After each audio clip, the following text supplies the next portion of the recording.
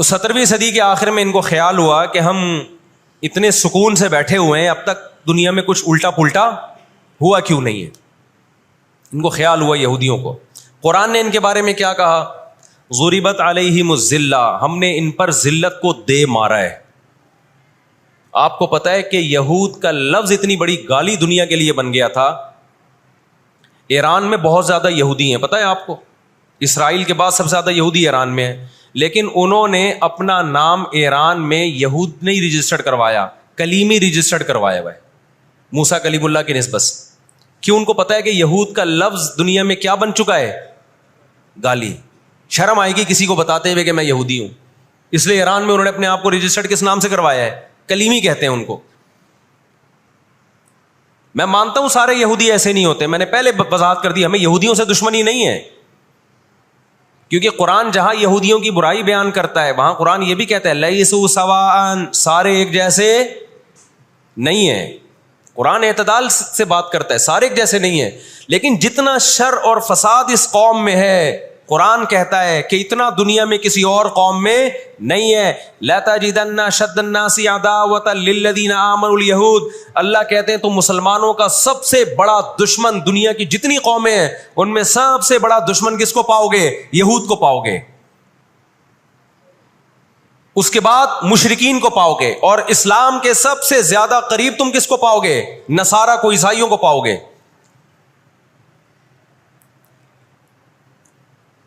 تو ان کو بہت عرصے سے، صدیوں سے کچھ دنیا میں ہوا نہیں تھا، تو ان کو بیٹھے بیٹھے پریشانی ہونا شروع ہو گئی۔ چند ان کے فسادی لوگ جمع ہوئے اور انہوں نے کہا کہ بھئی دنیا میں ہر قوم کے پاس ایک ملک ہے، ہر مذہب کے پاس ایک ملک ہے، تو ہمارے پاس بھی ہونا چاہیے۔ حالانکہ یہ بات ہی غلط ہے، دنیا میں ہر قوم کے پاس ملک نہیں ہے، دنیا میں لاکھوں قومیں ہیں، ملک تھوڑی لاکھوں ہیں۔ پاکستان میں کتنی قومیں ہیں؟ سرائکی ہے، پنجابی ہیں، اردو ہیں، پٹھان ہیں، بلوچی ہیں۔ اگر قومیت کی بیس پہ ملک بنانا شروع کر دیں پھر تو ایک ایک انچ کے ملک وجود میں آئیں گے۔ پھر سرائکیوں میں جائیں گے تو سرائکیوں میں 20 قومیں ہیں، پٹھانوں میں جائیں گے پٹھانوں میں 40 قومیں نکلیں گی، مہاجروں میں جائیں گے ان میں صدیقی الگ ہے، ہاشمی الگ ہے، 20 قسم کے، بہاری الگ ہے، وہ تو قوم در قومیں بڑھتی چلی جائیں گی۔ انہوں نے کہا دنیا میں ہر مذہب کے پاس ایک ملک ہے، حالانکہ یہ بات بھی سکھوں کے پاس کوئی الگ ملک ہے؟ کوشش کر رہے ہیں وہ بنانے کی، لیکن اب تک کی رپورٹ کے مطابق نہیں ہے۔ بہت ساری دنیا میں مذہب ہے جن کے پاس کوئی کنٹری، مذہب کی بیس پہ حکومت دنیا میں 3 قوموں نے کی ہے، مذہب کی بیس پہ، جو آسمانی مذاہب ہیں، یہود، عیسائی اور مسلمان۔ پہلی جنگ عظیم ختم ہونے والی تھی، دنیا امن و امان کی طرف آ رہی تھی، ان کو وہ دنیا کا امن پسند نہیں آیا۔ انہوں نے جناب طے کیا کہ ہمیں ایک ملک ملنا چاہیے۔ ان کے بڑے بیٹھے، کسی نے کہا افریقہ میں ہونا چاہیے، کسی نے کہا فلاں جگہ ہونا چاہیے، کسی نے کہا فلاں جگہ ہونا چاہیے۔ ان میں چند شرارتیوں کو خیال آیا کہ اگر ہم کسی بھی ملک میں کسی بھی زمین پہ اناؤنس کریں گے نا یہاں ہم نیا کنٹری بنانا چاہتے ہیں، تو ہمارے یہود خود اس پہ آمادہ نہیں ہوں گے، اس لیے کہ جو شخص کسی ملک میں سکون اور اطمینان کے ساتھ رہ رہا ہے، کوئی یہودی، تو وہ کیوں آئے گا ہجرت کر کے وہاں پہ؟ سمجھ میں آ رہی ہے بات؟ بھائی آپ کسی کنٹری میں امن اور سکون کے ساتھ ہو، اعلان ہوتا ہے ان لوگوں کے لیے وہاں الگ ملک بن رہا ہے، تو آپ کہو گے مجھے جانے کی کیا ضرورت ہے جب میں یہاں سکون اطمینان سے ہوں، مجھے تمام حقوق حاصل ہیں۔ یہودیوں کو پوری دنیا میں ہر قسم کے حقوق حاصل تھے، اور سب سے زیادہ یہودیوں کے ساتھ اچھا سلوک مسلمان خلفاء نے کیا ہے۔ یہودی خود اس کے معترف ہیں کہ مسلمانوں کی اور ہماری جنگیں وہ بنو قریظہ اور بنو نذیر کے بعد، وہ جو مدینہ کے دور میں اس کے بعد کبھی بھی نہیں ہوئی ہیں۔ مسلمانوں کی لڑائیاں یا تو اہل فارس سے ہوئی ہیں، ایران جو پہلے کا ایران تھا، یا عیسائیوں سے ہوئی ہیں، یہودیوں سے جھڑپیں نہیں ہوئی ہیں۔ تو ان کو خیال ہوا بیٹھے بیٹھے کہ ہمیں الگ ریاست چاہیے۔ مختلف جگہوں کا سلیکشن ہوا، سب ریجیکٹ ہو گیا۔ تو صہیونیوں کو خیال آیا کہ اگر ہم بیت المقدس کا نعرہ لگاتے ہیں کہ ہمیں بیت المقدس دوبارہ چاہیے، یہ ہمارے آباء و اجداد کا وطن ہے، تو الگ ریاست کا منجن بہترین طریقے سے بک سکتا ہے۔ مذہبی لوگ جہاں لوگوں کو صحیح گائیڈ کرتے ہیں، خوب سمجھ لو مذہب کے نام کا منجن بھی مذہب میں ہی بکتا ہے. آج بھی ایسا ہو رہا ہے. بہت سی مذہبی تحریکیں لیبل کس کا لگا رہی ہوتی ہیں؟ اسلام میں بھی ایسا ہی ہے. جہاں اسلام میں آپ کو اچھی تحریکیں ملیں گی وہاں ایسی تحریکیں بھی ملیں گی کہ لیبل کس کا لگایا جا رہا ہوتا ہے؟ مذہب کا، اور مقصد اس کے پیچھے دنیاوی مفاد ہوتے ہیں. اس کو سمجھنے کی ضرورت ہے. ہمارے یہاں جہاں بھی نعرہ لگ جائے نا مذہب کا تو لوگ سارے گدھے گھوڑوں کی طرح اکٹھے ہو جاتے ہیں. یہ نہیں دیکھتے کہ اس کے پیچھے اس کے مقاصد کیا ہیں.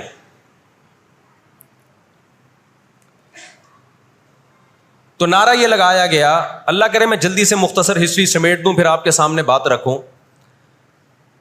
نعرہ یہ لگایا گیا کہ چونکہ بیت المقدس ہمارا تھا، یعقوب علیہ السلام، یوسف علیہ السلام، موسیٰ علیہ السلام اور جتنے پیغمبر گزرے، یحییٰ علیہ السلام، زکریا علیہ السلام، ان سب کا مرکز کون سی جگہ ہے؟ ارض مقدس فلسطین. تو فلسطین کے نام پہ پوری دنیا سے یہودیوں کو فلسطین میں جمع کرنا ہمارے لیے پاسبل ہے. مگر یہودی بکھرے ہوئے تھے، ان کے پاس اتنی طاقت نہیں تھی. 2 سازشیں انہوں نے کی ہیں. نمبر 1، تجارت اپنے کنٹرول میں لو. قرآن کہتا ہے وَأَخْذِهِمُ الرِّبَا وَقَدْ نُهُوا عَنْهُ، اللہ نے ان پر سود لینے پر پابندی لگائی تھی. انہوں نے دنیا کو سود کے نظام میں لپیٹ دیا. پوری دنیا کی دولت مرتکز ہو کے کس کے پاس آنے لگی؟ یہودیوں کے پاس. مذہبی ریاست بنائی جا رہی ہے. اس کی مثال ایسے ہے جیسے ہم مسجد بنا رہے ہیں اور بندوق ہاتھ میں لے کے لوگوں کو ڈکیتیاں کر کے پیسہ لاؤ. جتنا پیسہ بنے گا، جتنا پیسہ اکٹھا ہوگا ہم اسے کیا بنائیں گے؟ مسجد بنائیں گے. تو اس سے صاف پتہ چل جائے گا بھائی تیرا مقصد مسجد بنانا نہیں ہے، مسجد کے نام پہ منجن بیچنا ہے. سمجھ میں آ رہی ہے بات کہ نہیں آ رہی؟ لیبل مسجد کا لگ رہا ہے اس کے پیچھے، کیونکہ جو مسجد جو بنانا چاہتا ہے وہ کبھی بھی حرام پیسے سے مسجد نہیں بنائے گا. تورات میں آج تک سود کی حرمت موجود ہے. اور قرآن نے بیان کیا کہ ان کو ہم نے سود لینے سے منع کیا، لیکن انہوں نے سود لینا شروع کر دیا. بڑے بڑے بینک آج کس کے پاس ہیں؟ ان کے تانے بانے سارے کس سے جا کے ملتے ہیں؟ یہودیوں سے. بیٹھے بیٹھے پیسہ جمع کرنا شروع کیا. تبھی تو میں کہتا ہوں یہ جو بڑے بڑے جنرل اسٹور بنے ہوئے ہیں نا، مال بنے ہوئے ہیں، جو بینکوں سے سودی قرضہ لے کے کروڑوں روپے پھونک دیتے ہیں، اس کے بجائے نا اپنے ان غریب دکانداروں کے پاس جایا کرو جو اپنے باپ کی کمائی سے، وراثت کے پیسوں سے دکان بنا کے بیٹھے ہوئے ہیں. یہ جو سودی نظام ہے نا، سودی نظام، اس سے دنیا کی دولت مرتکز ہو کے چند ہاتھوں میں جاتی ہے. پھر وہ چند ہاتھ ہی آپ کے باپ بن کے بیٹھتے ہیں دنیا میں. جب سے یہ بڑے بڑے سٹورز بننا شروع ہوئے ہیں، مال بننا شروع ہوئے ہیں، یہ چھوٹے موٹے دکانداروں کی جو حلال کی آمدن تھی، ان کی جو بینکوں سے قرضے نہیں تھے، جو دادے پردادے سے محنت کر کے آ رہے تھے اور اب اتنا جمع کیا کہ ایک دکان بنا لیں، وہ سارے ایک طرف رہ گئے. اور ایک سرمایہ دار اٹھتا ہے بینکوں سے اربوں روپے کا قرضہ لے کے ایک بہت بڑی بلڈنگ بنا دیتا ہے اور بیٹھ کے نوٹ چھاپتا ہے. وہ یہ کون سا ان کی خون پسینے کی کمائی ہوتی ہے؟ تو اس عذاب میں دنیا کو کس نے دھکیلا؟ سودی نظام میں. بولو، یہودی نے دھکیلا ہے. ان کے شاطر دماغ نے کام کیا کہ پوری دنیا کی معیشت کس کے کنٹرول میں لے کر آؤ؟ اپنے کنٹرول میں. آج اگر حاجی، ہم یہاں سے حج کرنے جاتے ہیں نا، میں نے ایک دفعہ سعودی عرب میں کسی سے پوچھا کہ یہودیوں کو یہ کھٹکتا نہیں ہے اتنے لاکھ لوگ آ رہے ہیں، 40 لاکھ 50 لاکھ لوگ حج کر کے جا رہے ہیں، ان کو کھٹکتا نہیں ہوگا اتنی اللہ نے مسلمانوں کو عزت دی؟ انہوں نے کہا ان کو نہیں کھٹکتا، یہ چاہتے ہیں کہ 40 لاکھ کے بجائے 80 لاکھ لوگ حج کیا کریں. وجہ اس کی ہے کہ وہاں سارا مال ان کی کمپنیوں کا بکتا ہے. میں سمجھا پا رہا ہوں اپنی بات؟ ساری پروڈکٹ کس کی بکتی ہیں؟ منجن انہی کا بک رہا ہے وہاں بھی. تو چاہتے ہیں 40 لاکھ کے بجائے کتنے لاکھ حج کیا کریں؟ 80 لاکھ حج کیا کریں. اللہ میاں نے حج کا جہاں تذکرہ کیا نا، وہاں تجارت کا بھی تذکرہ کیا ہے. لیس علیکم جناح ان تبتغوا فضلا من ربکم. مسلمان جب حج کرنے جاتے تھے تو تجارت بھی کرتے تھے، کیونکہ پوری دنیا سے مسلمان آ رہے ہیں. ایک ملک میں ایک چیز سستی ہے، دوسرے ملک میں وہ مہنگی ہے، تو اس ملک والا یہ سستی چیز لے گیا, یہ والا یہ سستی چیز لے گیا, دونوں پارٹیوں کو پیسہ مل رہا ہے, حج بھی ہو رہا ہے, پیسہ بھی مل رہا ہے. صحابہ کو خیال آیا کہ یہ تو ہم حج کرنے جا رہے ہیں, اس میں ہم بزنس بھی اگر کرتے ہیں تو ہمارے تو حج کا اجر ضائع ہو جائے گا. اللہ نے فرمایا نا نا نا نا نا, اگر تم حج کے ساتھ تجارت بھی کرو گے, تجارت کا فائدہ بھی ملے گا اور حج کا بھی پورا پورا ثواب ملے گا تمہیں. کیوں؟ اللہ چاہتے تھے کہ حج کے ذریعے معیشت بھی مسلمانوں کی مضبوط ہو. اللہ تھوڑی مسلمانوں کو کمزور دیکھنا چاہتے ہیں. آج حج مسلمان کر رہا ہے, گناہ بھی معاف کروا کے آ رہا ہے, فائدہ کس کو ہو رہا ہے؟ یہودی کو ہو رہا ہے. میں نے وہاں سعودی عرب میں کسی بڑے سے پوچھا, میں نے کہا یار آپ مسلمانوں کی پروڈکٹ یہاں کیوں نہیں بیچتے؟ انہوں نے کہا ایک دفعہ ہم نے پاکستان سے مرغی منگوائی تھی, چکن پاکستان سے منگوائی تھی تاکہ بلا شک و شبہ حلال ہو, یعنی سب کو پتا ہو کہ حلال ہے. ایک دفعہ بھیجی, اس کے بعد 2 نمبری کی ان لوگوں نے, تو سعودیہ نے بین کر دیا.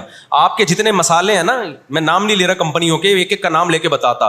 میں ابھی مسقط ایک ہفتہ رہا ہوں, میں نے وہاں دبا کے بد پرہیزی کی ہے. لڈو بھی کھائے, مٹھائیاں بھی کھائیں, بریانیاں بھی پھوڑی, ایک دفعہ پیٹ خراب نہیں ہوا. جرمنی گیا, پھوڑ پھاڑ کے آیا, پیٹ خراب نہیں ہوا. سعودی عرب گیا, پھوڑ پھاڑ کے آیا, پیٹ خراب نہیں ہوا. یہاں آیا ہوں, کھچڑی کھا کے پیٹ خراب ہو جاتا ہے. پتہ نہیں کیا کھلا رہے ہیں یار ہمیں. مسقط میں نے پوچھا یار یہاں پیٹ نہیں خراب ہو رہا؟ انہوں نے کہا یہاں آپ کے مسالوں پر پابندی ہے, پاکستان سے مسالوں پر یہاں کیا ہے؟ پابندی ہے, اس لیے پیٹ خراب نہیں ہو رہا. جرمنی میں مجھے وہاں لوگوں نے بتایا کہ جرمنی میں پاکستانی مسالوں پر کیا ہے؟ پابندی ہے, اس لیے پیٹ خراب نہیں ہو رہا. جہاں پاکستان سے مسالہ جائے گا لوگوں کے پیٹوں کی ایسی کی تیسی کر دے گا وہ. یہ ہے بزنس, سمجھ رہے ہو؟ پھر کچھ مسالے آ رہے ہیں وہاں پہ, لیکن ان میں وہ ٹیسٹ نہیں ہے جو یہاں ہے. وجہ کیا ہے کہ یہاں جو کیمیکل ڈل رہا ہے نا ٹیسٹ کے لیے, وہ کیمیکل کے بغیر جا رہے ہیں, پھر وہ ایکسپورٹ ہو رہے ہیں, اس لیے اس میں وہ ٹیسٹ نہیں ہے, لیکن صحت نہیں خراب کر رہے. یہاں فوکس کیا جا رہا ہے ٹیسٹ کو. صحت گئی تیل لینے, اور آپ اور میں کھا رہے ہیں الحمدللہ, آتے ہی پیٹ خراب ہو گیا.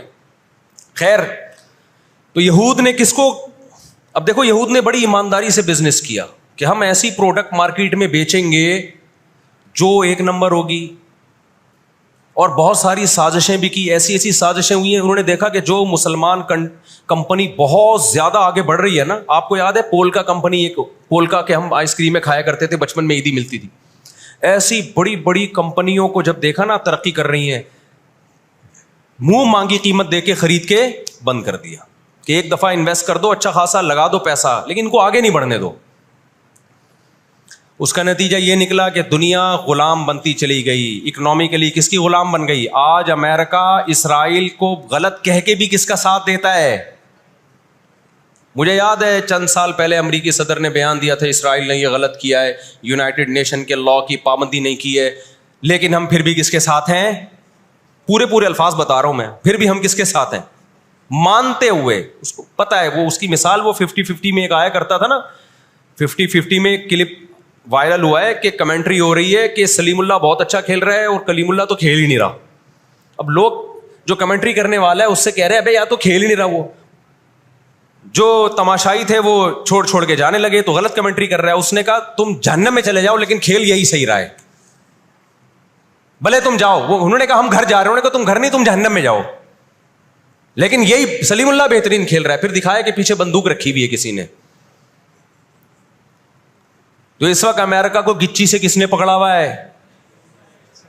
طاقت امریکہ کے پاس زیادہ ہے, سازشیں کس کے پاس زیادہ ہیں؟